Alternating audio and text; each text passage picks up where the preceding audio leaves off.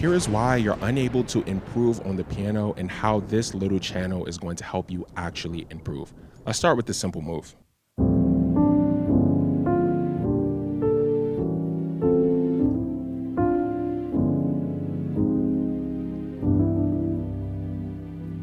So that move was not simple at all. I just said that to get your attention. But the point is that you've probably seen a million videos on Instagram before with cool moves like this, which you actually want to learn. The problem though is that after the individual breaks down the chords, shows you the finger movements, gives you the MIDI files, you find that the moves actually never stick to your playing. So the question remains, why aren't you able to retain the things that you're learning? Imagine you go to the gym and you see this very bulky guy, this bodybuilder, and he has all of this weight on this barbell and he's bench pressing it up and down like it's nothing. Now it's your first day in the gym and you want to be like him. You want to be as big as him, as strong as him, and bench press as much weight as him. You try to put the exact amount of weight on the barbell and go and bench press. And as soon as you pick up the weight, it falls down and crushes you.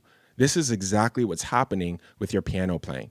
It's more than likely that that bodybuilder didn't start with a heavy weight. Rather, when they started bench pressing, they started with light weight and they incrementally worked their way up until they were able to bench press a much heavier weight.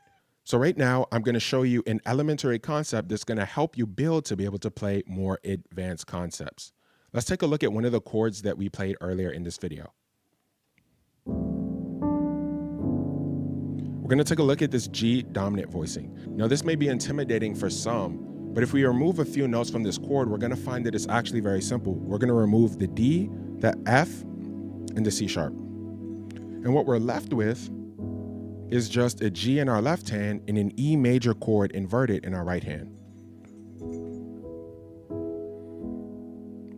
So rather than you trying to lift a heavy weight by playing this very complex chord, if we simplify it, we have this. And you're going to start by just learning how to play an E major over G, and then we're going to add some notes later, which is like adding more weight and building up to this more advanced chord. So I'm going to give you a bonus in this video and show you how you can learn this chord in all 12 keys. So if we look back at this chord, we see that we have an E major over G. So what is the relationship between the G, the E major, and our target chord, which is C? If we can figure that out, then we can develop a formula that we can apply to all of our keys to learn this same chord. We know that this G is the 5th scale degree of C. So whatever chord we're targeting, we're going to play the 5th scale degree in our left hand. And we know that our E major is the 3rd scale degree of our C. So here's our C, here's our 2nd scale degree, and here's our 3rd scale degree. And if we play a major chord, we have our E major. So now we have our 5 in our left hand and our 3 chord major in the right hand.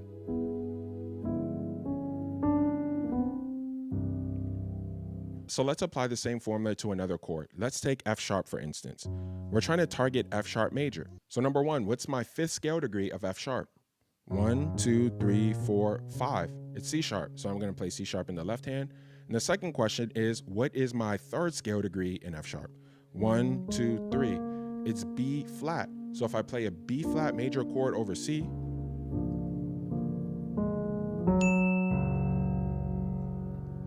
so this is just one example of how I'm going to help you improve your piano playing and actually retain knowledge so that you can play these more advanced chords, voicings, and movements. There's going to be more videos coming in the future, but if this video helped you in any way, shape, or form, please subscribe, follow, drop a like on the video, and leave a comment telling me what you think.